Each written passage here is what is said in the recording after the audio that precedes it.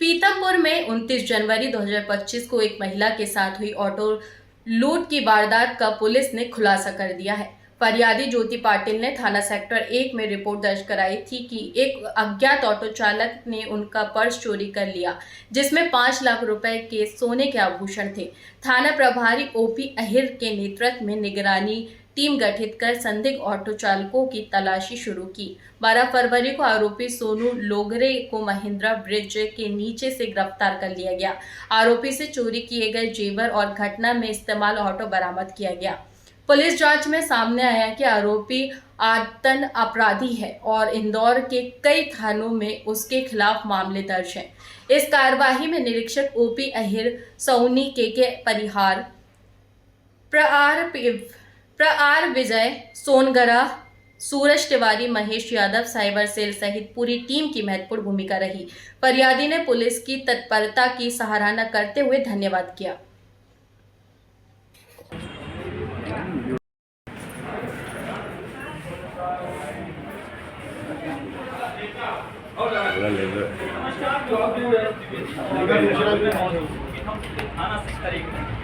और एक महिला जो ऑटो में यात्रा कर रही होती हैं और ड्राइवर के द्वारा उनके पर्स से ज्वेलरी जो है वो निकाल ली जाती है। थाने आकर के शिकायत दर्ज कराती हैं और किस तरह से उन्हें सहयोग मिला और क्या उनकी चीज़ें वापस हुई, इस बारे में हम चर्चा करेंगे। जी बताइए, आप कहाँ से जा रही थी और क्या घटना हुई थी? मैं खंडवा गाड़ी से आ रही थी। कौन सी गाड़ी थी? खंडवा गाड़ी पीतमपुर आ रही थी। तो पीतमपुर में उतरी तो रिक्शा करी मैंने प्राइवेट। तो रिक्शा में बैठी तो वो रिक्शा वाले ने पूरा सामान मेरा आगे रख लिया और पर्स भी मेरे से छीन लिया और बोले फिर छीन के बोलता है मैं घर पे छोड़ देता हूँ। तो उसने मेरे को आधे रास्ते में उतार दिया और सामान भी वापस दे दिया, यानी बैगों। फिर मैंने वहाँ देखा तो मेरा पर्स नहीं था उसमें, ज्वेलरी वाला पर्स नहीं था। ज्वेलरी वाला पर्स नहीं था जी। तो फिर हम थाना आए और थाने में रिपोर्ट करी तो परिहार सर और विजय सर ने। मैं राजेश चौहान, पिता धन्ना लाल, बहुत परेशान हो चुका हूँ।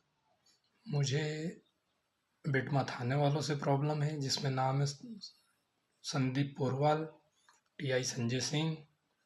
वहीं मुझे देपालपुर नगर अध्यक्ष से प्रॉब्लम है, जिसका नाम है महेश पुरी, उसका बेटा उदय पुरी। और वहीं मुझे परेशानी है छेतर पटेल, पिता चैन सिंह पटेल, उसका बेटा शुभम पटेल, उसका भाई मुकेश पटेल, वहीं उसकी दोनों भाइयों की दोनों पत्नियां संगीता बाई, ममता बाई। मैंने ज़मीन खरीदी थी सन 2023 में, जिसकी मेरे पास रजिस्ट्री, नामांतरण, फील्ड बुक सब होते हुए भी मुझे प्रशासन से परेशान करवा कर बार बार एफआईआर करवा दी जाती है, केस करवा दिए जाते हैं। मेरे को कायमी मेरे ऊपर करवा के मुझे जेल पहुंचा दिया जाता है। जिला बदर करने की बार बार कोशिश की जा रही है। गुंडा सूची में मेरा नाम डाल दिया गया है और मुझे कई प्रकार से परेशान किया जा रहा है। बार बार मुझे संदीप पोरवाल कहता है कि मैं तुझ पे राष्ट्रीय का लगवा दूंगा, जिला बदर करवा दूंगा, बार बार डराता है। वहीं मेरे ऊपर देपालपुर नगर अध्यक्ष परेशान कर रहा है। पहले मेरी ज़मीन की फर्जी सौदा चिट्ठी एग्रीमेंट करवा लिया उसने मेरे किसी और के नाम से, मेरा नाम का आधार कार्ड लगाकर। और उसके बाद में अब मेरे ऊपर दबाव बना रहा है कि तू तो राजीनामा कर, नहीं तो तेरे को जान से मार दूंगा और कायमी करवा दूंगा, जिला बदर करवा दूंगा। मैं इन लोगों से बहुत परेशान हो चुका हूँ। इस कारण मुझे इन लोगों से मेरी जान का डर भी है। दूसरा, मैं अगर परेशान होकर कुछ कर लेता हूँ तो मेरी मौत की जिम्मेदार यही लोग सब होंगे। मैंने ज़मीन, मेरी सब कुछ बेच के ज़मीन खरीदी थी। आज मैं निराधार हो गया हूँ, मेरे ऊपर कर्जा है, मेरे मकान का लोन नहीं उतार पा रहा हूँ, दूसरे अन्य प्रकार के मेरे ऊपर लोन है। मेरे माँ बाप बुजुर्ग हो गए हैं, जिनका मैं एक लौता सहारा हूँ, कमा कर खिलाने वाला। इन लोगों के चक्कर में मैं ना सही से कमा पा रहा हूँ, ना सही से खा पा रहा हूँ। मेरी बहुत आर्थिक स्थिति खराब हो गई, स्वास्थ्य खराब हो गया है, मैं परेशान हो चुका हूँ। छेतर पटेल मेरी ज़मीन के पास में रहता है। मैं जब भी जाता हूँ वहाँ पे औरतों को बार बार आगे कर देता है और मेरी ज़मीन पर मुझे सहज में खेती नहीं करने दे रहा है। मैं ज़मीन पर खेती करता हूँ, फसल बो के आता हूँ, वो रातम रात काट लेता है। थाने जाता हूँ, वहाँ एफआईआर नहीं लिखी जाती है, परेशान किया जाता है। मैंने थाने में आवेदन दे चुका हूँ, बार बार कहता हूँ कि मेरी ज़मीन पे वो परेशान कर रहा मुझे बार बार। तो टीआई साहब और संदीप पोरवाल बोलते हैं कि तुम्हारे पास ऐसा कहाँ लिखा हुआ है कि तुमको ज़मीन पे कब्जा दिलवाया गया है। मेरी ज़मीन है, मेरा पोजीशन है, तो मुझे क्या ज़रूरत है किसी से ये लिखवाने की मेरी ज़मीन पे मुझे कब्जा दिलाया जाए। अन्य प्रकार से ये लोग मुझे परेशान कर रहे हैं। कल से मेरे साथ कोई भी हानि, अनहोनी, दुर्घटना होती है तो उसके लिए ये लोग समस्त जिम्मेदार रहेंगे। मैं अगर आत्महत्या कर लेता हूँ तो उसके लिए ये लोग भी समस्त जिम्मेदार रहेंगे। मैं प्रशासन से, माननीय न्यायालय से बस इतनी उम्मीद करता हूँ कि मेरे मर जाने के बाद या मुझे कुछ हो जाने के बाद मेरी ज़मीन मेरे घर वालों को दिलवा दी जाए और उनकी तकलीफ़ दूर की जाए। हमने हमारा सब कुछ बेच के वो ज़मीन खरीदी थी, जो कि आज मेरे पास है नहीं। मुझे बार बार बस वहाँ जाने से दिक्कत दी जाती है। मैं मेरे घर वालों को यूँ नहीं पहुँचा पाता हूँ कि कल से मेरे साथ जैसा हो रहा है इनके साथ ना होने लग जाए, इनका जीवन थाने वाले, पुलिस वाले बर्बाद ना कर दें। माननीय न्यायालय से मेरी बस यही अपील है कि प्लीज़ मेरे साथ में कल से कुछ होता है तो मेरे घर वालों को सपोर्ट किया जाए, मेरी ज़मीन मेरे घर वालों को दिलवाई जाए। और ये जिन लोगों से मैं परेशान हूँ इन पर उचित कार्रवाई हो और इन्हें इस चीज़ का दंड मिले कि किसी को परेशान करने से, किसी की जान लेने से या किसी को आत्महत्या के लिए परेशान करने से क्या होता है। मेरी माननीय न्यायालय से,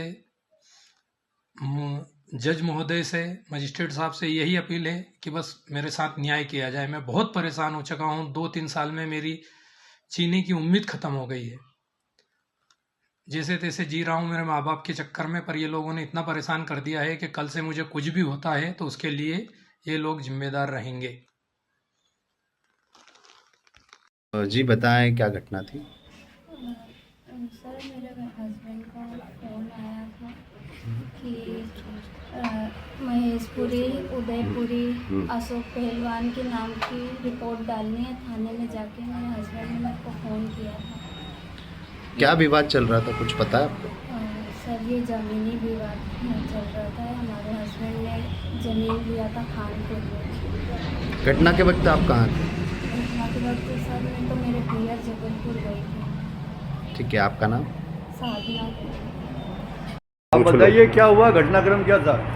मैं खंडवा से पीतमपुर बस में आई बुधवार के दिन। आज 15 दिन हो गए। तो मैं घर पे जाने के लिए मैंने प्राइवेट रिक्शा करी। तो रिक्शा वाले ने पूरा यानी मेरी पूरी बैगों आगे रख ली, तो पर्स भी आगे रख लिया। तो मैंने उसको बोला कि भाई मेरा पर्स मत दो, उसमें फ़ोन है। तो ज़बरदस्ती मेरा पर्स आगे रख लिया और मेरे से बहुत गंदी गंदी बातें करी और बीच रास्ते में मेरे को उतार दिया और मेरा पर्स भी मेरे को वापस दिया, पर उसमें मेरी ज्वेलरी नहीं थी। फिर मैं पुलिस थाने पे आई और रिपोर्ट डाली। तो वो घटना किस दिन की है? ये बुधवार की है। प्रशासन ने आपको किस प्रकार का सहयोग मिला? तो ये विजय सर और परिहार सर दोनों ने ये करके चोर को पकड़ा और मेरा ज्वेलरी मेरे को वापस दिलाई। मतलब पुलिस ने आपकी बात सुनी और हाँ। आपका जो सामान था हाँ, ये वो उपलब्ध परिहार, कराया। हाँ परिहार सर और विजय सर को मैं बहुत बहुत धन्यवाद देती हूँ। पुलिस के कार्य से संतुष्ट हैं आप? हाँ, क्या नाम आपका? ज्योति पाटिल। कहाँ के रहने वाले हो? रहने वाले रहने वाले कहाँ? कहाँ के? रहने वाले हम पुरानपुर साइड के यहाँ- हैं, यहाँ। आई के पीतमपुर के अच्छा अच्छा। Housing board colony. ठीक, बहुत बहुत धन्यवाद। हाँ, सर आज प्रेस कॉन्फ्रेंस है और चोरी से जुड़ा कोई खुलासा पुलिस ने किया है, किस तरह का मामला है सर? ये 29 तारीख को एक घटना हुई थी अपने पीतमपुर कस्बे में। एक महिला थी जो ऑटो से जा रही थी, तो ऑटो वाले ने उसका बैग उसका आगे रखवा लिया था और उसके बाद में जब महिला ऑटो से उतरी तो उसके बैग में से ज्वेलरी गायब हो गई थी। इसमें हमारी टीम लगी थी, एसआई परिहार के साथ में टीम लगी थी। तो उन्होंने पूरा इसकी तलाश किया। तो एक सोनू नाम का व्यक्ति था जो आतन चोर था और जो ऑटो चालक भी था, और वो पीतमपुर में लगातार घूम रहा था।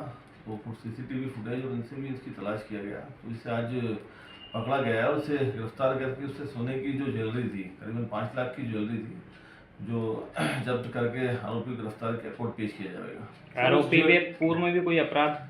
आरोपी के इंदौर में काफ़ी अपराध है, करीबन 11 अपराध है, खजराना आदि कई थाना क्षेत्रों में इसके अपराध है। ज्वेलरी की सर क्या कीमत होगी और क्या आरोपी ने इसे कहीं बेचने की भी कोशिश की थी? आरोपी इसको बेच नहीं पाया था अभी, और करीबन 5 लाख के आसपास की कीमत होगी। कहाँ का रहने वाला है ये आरोपी? ये इंदौर मूसागढ़ी का रहने वाला है।